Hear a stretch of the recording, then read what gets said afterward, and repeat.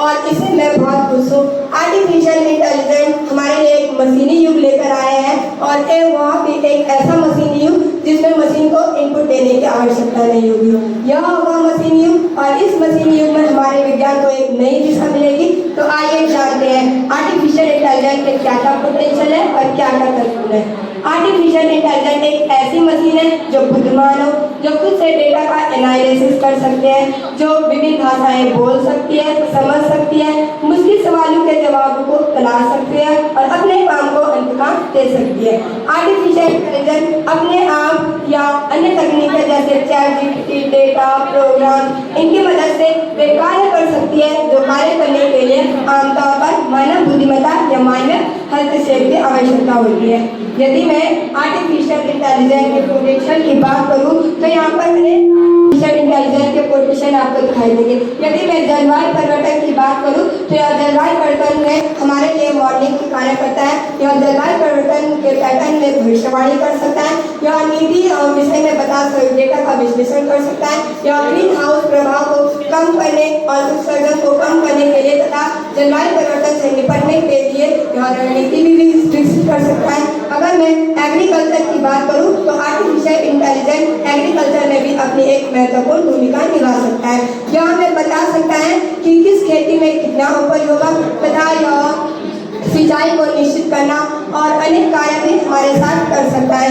यह पर्यावरण अनुकूल खेती करने में भी हमारी मदद कर सकता है। यह वनों की कटाई, वनों की छटाई, वनों प्रबंधन में अनेक योजनाएं बनाने में भी हमारी मदद कर सकता है। क्या आप जानते हैं कि गूगल जो हमें एक दिन या 10 दिन का वेदर फोरकास्ट बताता है वो भी आर्टिफिशियल इंटेलिजेंस की मदद से बताता है। अगर मैं चिकित्सा क्षेत्र की बात करूं तो आर्टिफिशियल इंटेलिजेंस चिकित्सा क्षेत्र में भी अपनी एक महत्वपूर्ण भूमिका निभा सकती है। नीदरलैंड के एक व्यक्ति के रीढ़ की हड्डी पे चोट लगने से लकवे से पीड़ित उस व्यक्ति के मस्तिष्क, रीढ़ की हड्डी और मांसपेशियों में आर्टिफिशियल इंटेलिजेंस के उपकरण को जोड़ने से आप विश्वास नहीं मानोगे कि वह व्यक्ति चल भी सकता है और यहाँ तक वो सीढ़ियाँ भी पास कर सकता है। यह सब कुछ आर्टिफिशियल इंटेलिजेंस की मदद से हुआ है और मैं कह सकती हूँ कि आर्टिफिशियल इंटेलिजेंस अनेक लोगों के जीवन को और भी बेहतर बना सकता है, क्योंकि यह एक निश्चित समय में अनेक लोगों के MRI का अध्ययन कर सकता है और जो ये इंसानी डॉक्टर के लिए असंभव हो सकता है।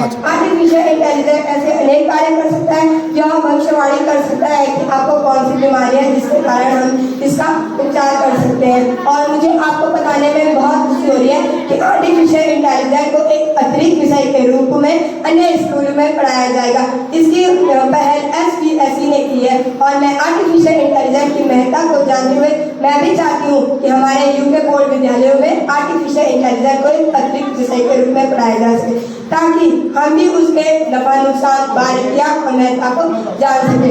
अगर मैं आर्टिफिशियल इंटेलिजेंस के सरोकार की बात करूं तो PM मोदी के कहे गए बुद्धिमत्ता पर मैं आपका ध्यान केंद्रित करना चाहूंगी। PM मोदी ने कहा है कि आर्टिफिशियल इंटेलिजेंस हमारे वर्तमान और भविष्य दोनों को नियंत्रित करता है और दोनों पे समान प्रभाव डालता है। इसीलिए हमें सावधानी पूर्वक इसका इस्तेमाल करना चाहिए तथा सतर्कता पूर्वक आगे बढ़ना चाहिए। अगर मैं आर्टिफिशियल इंटेलिजेंस के अन्य पहलू की बात करूं तो आर्टिफिशियल इंटेलिजेंस नौकरी के संकट ला सकता है। यह विनिर्माण, ग्राहक, डेटा एंट्री, ड्राइवर, लेखा जोखा, क्लर्क इन सारी नौकरियों में संकट ला सकता है। यदि आर्टिफिशियल इंटेलिजेंस सारे कार्य अपने आप करेगा और सारे निर्णय अपने आप लेगा तो मानव बुद्धिमत्ता और कौशलता में गिरावट होगी।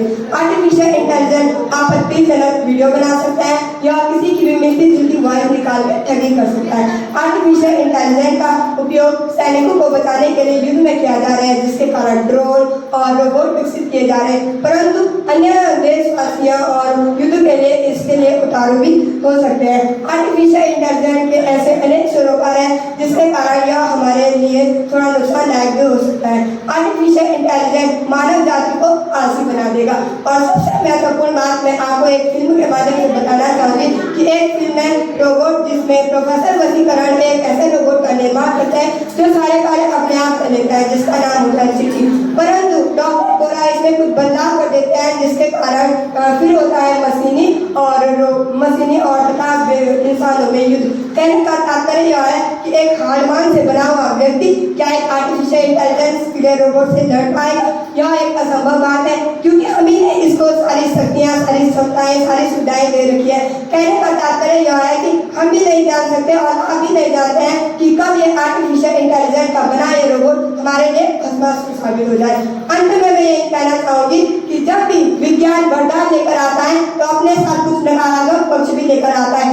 इसीलिए हमें AI के क्षेत्र में सावधानी पूर्वक और अपने सूझबूझ से आगे बढ़ना चाहिए ताकि यह मानव जनजाति के लिए एक कल्याणकारी साबित हो। धन्यवाद।